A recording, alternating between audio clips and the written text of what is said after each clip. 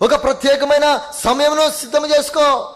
ఆ సమయం కొరకై నువ్వు ఏ ప్రయత్నమైనా చేసి, ఎటువంటి ఆటంకం ఉన్నా వాటన్నిటి విడుదల పొంది ఆ స్థలానికి వెళ్ళి ఆ నిర్దిష్టమైన సమయంలో ప్రార్థన చేయి.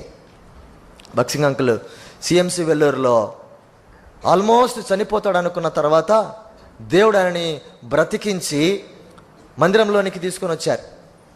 వెల్లూరు హాస్పిటల్ నుంచి డిశ్చార్జ్ అయిపోయి సిఎంసిలో ఆ వెల్లూరులో ఉన్నటువంటి మందిరంలో అంకుల్ని ఉంచిన తర్వాత ఆల్మోస్ట్ ఇంకా చనిపోయేటువంటి స్థితిలోకి వెళ్ళిపోయి దేవుడు ఆయన బ్రతికి బయటకు తీసుకొని వచ్చాడు.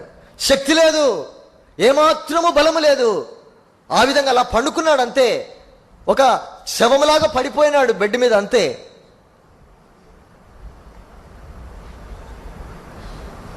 ఎడ్డీ విలియమ్స్ అంకుల్ బక్సింగ్ అంకుల్ని చూసుకోవడానికి అక్కడ సహాయకరంగా ఉంచబడ్డాడు.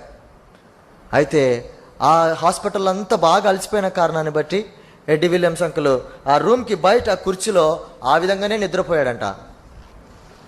లైట్ ఆపాల్సిన సమయంలో లైట్ ఆర్పివేయకుండా అంకుల్ అలాగ బయట పడుకున్నాడు. పడుకున్న తర్వాత సమయం చూసేసరికి రాత్రి దాదాపు 12-1 గంట ఆ ప్రాంతం అయింది. ఉలిక్కిపడి లేచి అయ్యో బ్రదర్కి లైట్ ఆఫ్ చేయలేదని చెప్పి లోపలికి వెళ్ళిపోతే ఆయన ఏం చేస్తున్నాడో తెలుసా? పడక మీద నుంచి కిందికి దిగి తన చుట్టూ ఉన్న వాళ్ళందరినీ బయటికి పంపించి వేసి ఆ రాత్రి ఒంటరిగా ప్రార్థనలో ఉండినాడు. అందుకే ఆయన విజయవంతమైన జీవితమును జీవించగలిగినాడు. ప్రేమనే మనస్తుడా, యవన సహోదరి, ఇంతటి విజయవంతమైన జీవితమును మనం జీవించాలంటే ఈ ప్రార్థన మనకు అవసరం లేదా? మనకే తెలుసు మనం ఎంత ఓడిపోయిన జీవితమును జీవిస్తున్నామో, ఎంత పతనమైన జీవితం, ప్రభుకు అవమానం తీసుకుని వచ్చే జీవితం,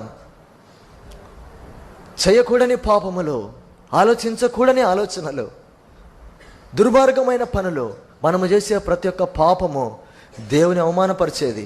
యేసుక్రీస్తు ప్రభు రక్తమును కాళ్లతో త్రొక్కుతున్నట్లు వాక్యంలో లేదా మాట?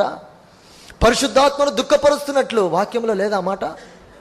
కృపను నిరర్థకము చేస్తున్నట్లు వాక్యంలో లేదా మాట? శోధనలో ప్రవేశించకుండా ఉండాలంటే ఏం చేయాలి? ప్రార్థన చేయాలి. Victory over temptation.